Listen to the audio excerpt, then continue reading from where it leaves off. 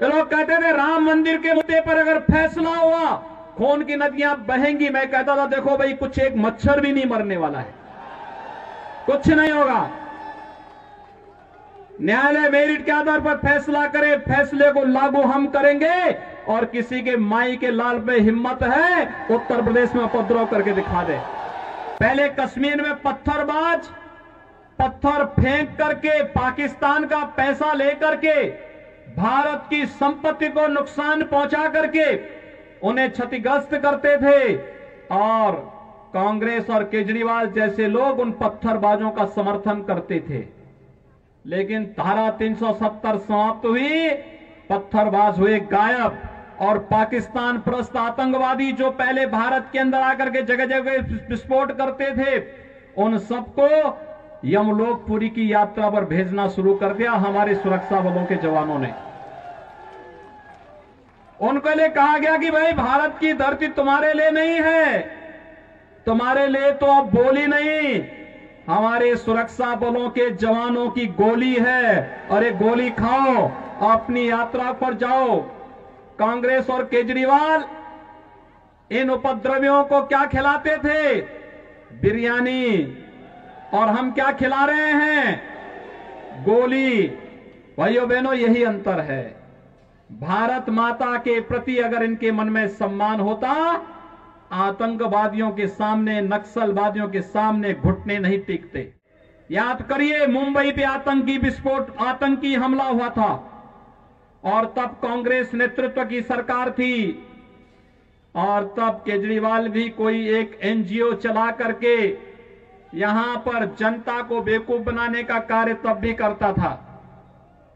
भाइयों बहनों, जब देश की जनभावना थी कि पाकिस्तान पर हमला होना चाहिए, तब कांग्रेस नेतृत्व की सरकार क्या कहती थी कि पाकिस्तान में एटम बम है, कहीं ऐसा ना हो कि भारत पे फेंक दे।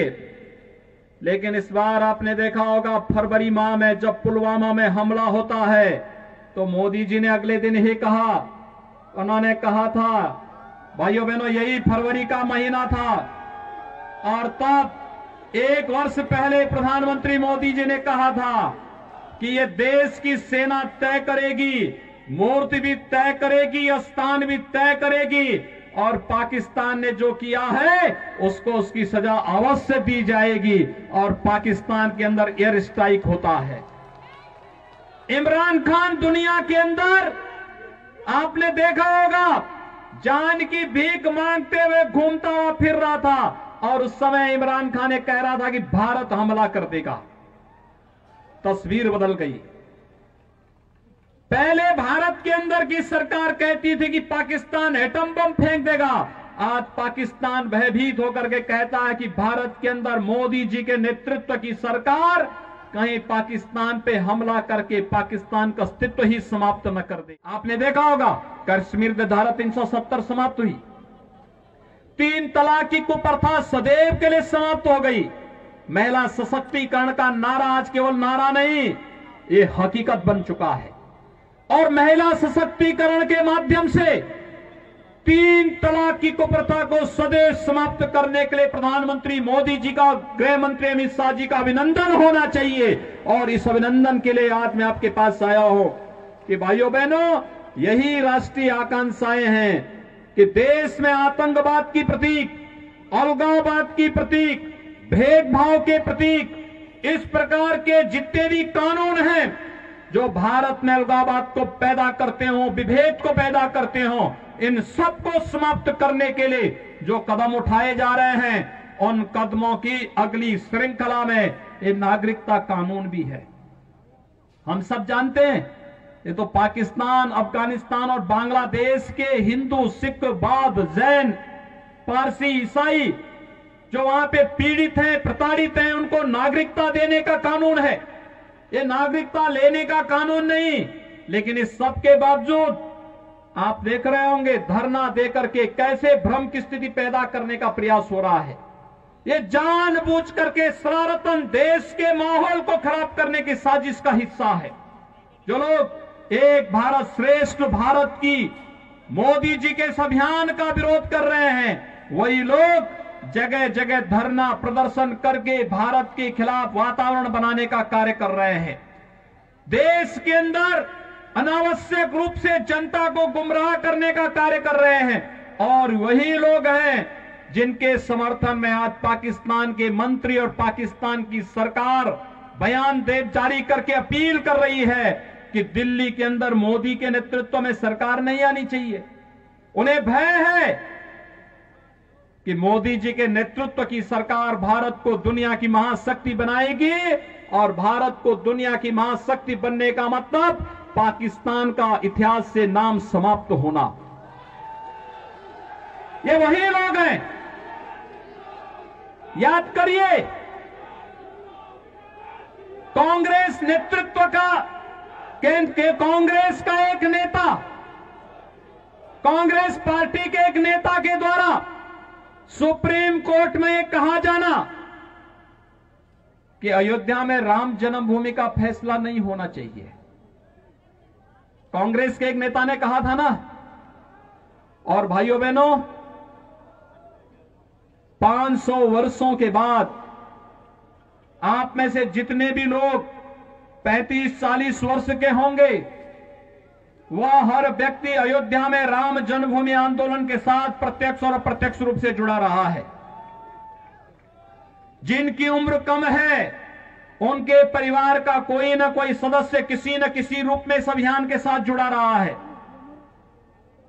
कांग्रेस जिस मामले को लटकाती थी, क्योंकि कांग्रेस से पहले अंग्रेजों का शासन था, अंग्रेज भी लटकाते थे। उससे पहले मुगलों का शासन था। मुगल कब चाहता कि भारत के अंदर भारत के गौरव की पुनर्स्थापना हो, लेकिन मोदी जी आए और मोदी जी के आने के दूसरे कार्यकाल में अयोध्या में 500 वर्षों से लटके हुए श्री राम जन्मभूमि से संबंधित मामले का समाधान होता है। आप सबको मैं बधाई देता हूं। अयोध्या में भगवान राम का भव्य मंदिर के निर्माण का मार्ग प्रशस्त हुआ है। अयोध्या में भगवान राम का भव्य मंदिर का निर्माण होने जा रहा है। कोई संदेह किसी को नहीं होना चाहिए। जरा याद करिए, अगर मोदी जी केंद्र में नहीं होते, उत्तर प्रदेश में मोदी जी के आह्वान पर भारतीय जनता पार्टी की सरकार नहीं बनती, तो ये जो धमकी देते थे कि 370 समाप्त करोगे, खून की नदियां बहेंगी, हम कहते थे यार कुछ नहीं होने वाला। ये लोग कहते थे राम मंदिर के मुद्दे पर अगर फैसला हुआ खून की नदियां बहेंगी। मैं कहता था देखो भाई, कुछ एक मच्छर भी नहीं मरने वाला है, कुछ नहीं होगा। न्यायालय मेरिट के आधार पर फैसला करे, फैसले को लागू हम करेंगे। और किसी के माई के लाल पे हिम्मत है उत्तर प्रदेश में उपद्रव करके दिखा दे।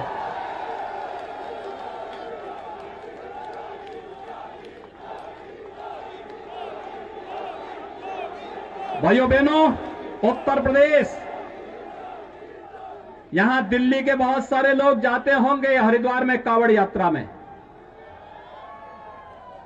पहले कांवड़ यात्रा में कांग्रेस की सरकार रही हो, कांग्रेस के जितने भी सहयोगी दल है, केजरीवाल के नेतृत्व के जितने भी इनके सहयोगी दल हैं जो इनके लिए वोट मांग रहे हैं, इनकी सरकारें उत्तर प्रदेश में रही हैं।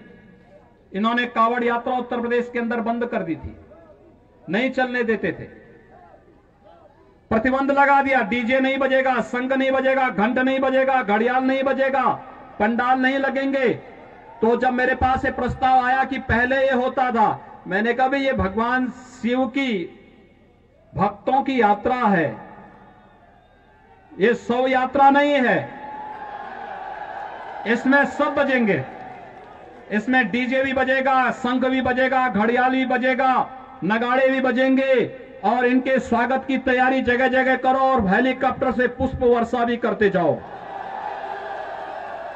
कोई प्रतिबंध नहीं। लोगों ने कहा कि इतनी बड़ी संख्या में श्रद्धालु आएंगे, दिल्ली से, राजस्थान से, पंजाब से, हरियाणा से, उत्तराखंड से, उत्तर प्रदेश से, अन्य राज्यों से आएंगे, कौन सुरक्षा देगा? अरे हमने कहा ये हमारी जिम्मेदारी है सुरक्षा देना। लोगों ने कहा कि लोग हमला करेंगे, तो हमने एक बात कही भाइयों बहनों, मैंने बात साफ कही। मैंने कहा देखो भाई, भगवान शिव की भक्तों की यात्रा है। कोई व्यवधान डालना चाहता है तो उसको तय करना है। अगर वो व्यवधान डालेगा हम उसको बोली से समझाएंगे, व्यवधान डाल करके दंगा कराएगा तो गोली उसको समझा देगी। और भाइयों बहनों, 4 करोड़ से अधिक श्रद्धालु आते हैं, कहीं भी कोई बाल बांका नहीं होता।